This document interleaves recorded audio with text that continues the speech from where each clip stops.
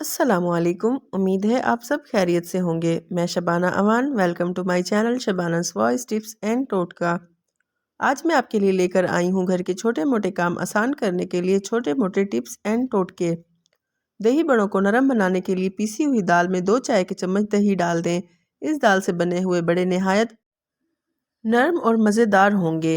قیمے کی روٹی کو فریز کرنے کے لیے فریزر میں رکھنے سے پہلے میدہ چھڑک کر بٹر پیپر رکھیں تاکہ وہ چپکے نہیں۔ 1 منٹ تک توے پر الٹ پلٹ کر کے فریز کر دیں تو 20 دن تک خراب نہیں ہوگی۔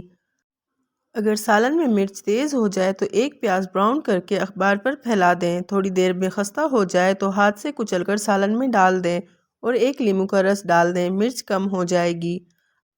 اگر سالن بنانے کے بعد شوربے، قورمے یا سبزی کے اوپر گھی یا تیل نہیں آ رہا تو اس میں 1 چمچ کستوری میتھی شامل کر دیں۔ چند سیکنڈ کے اندر گھی یا تیل اوپر آ جائے گا۔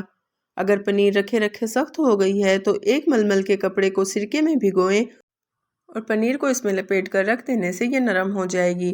گوبھی اور بند گوبھی کے رنگ کو خراب ہونے سے بچانے کے لیے پکاتے وقت 1 چائے کا چمچ دودھ ڈال دیں۔ مرچیں کاٹنے کے بعد ہاتھوں کو جلن سے بچانے کے لیے ہاتھوں کو ٹھنڈے دودھ میں ڈبو دینے سے جلن ختم ہو جائے گی۔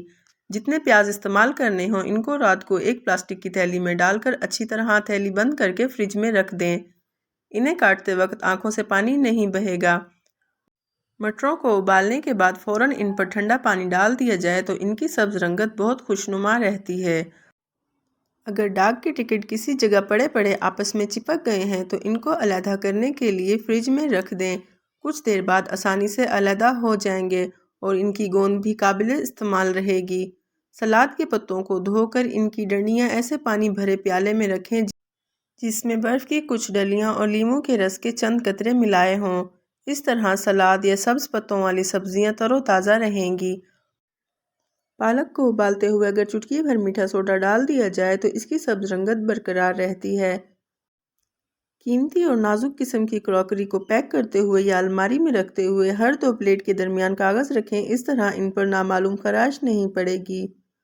اگر پریشر کوکر کھولتے ہوئے اس کے اندر کا گرم مواد آپ پر گر جائے یا کہیں سے بھی تھوڑی بہت جلد جل جائے تو آپ صابن کی جھاگ اس پر لگائیں، آپ کو سکون محسوس ہونے لگے گا۔ عام طور پر شیشے کے گلاس ایک دوسرے کے اندر رکھنے سے چپک جاتے ہیں تو ایسی صورت میں گلاس کے اندر برف یا برف والا پانی ڈال دیں اور پھر باہر کے گلاس کو گرم پانی کے برتن میں ڈبوئیں تو گلاس علیحدہ ہو جائیں گے۔ کھانا کھانے کے بعد تھوڑی سی اجوائن پانی کے ساتھ کھانے سے موٹاپا دور ہوتا ہے۔ کمزور لوگ اگر روزانہ 10 دانے انجیر کھا لیا کریں تو دبلا پن ختم ہو جائے گا۔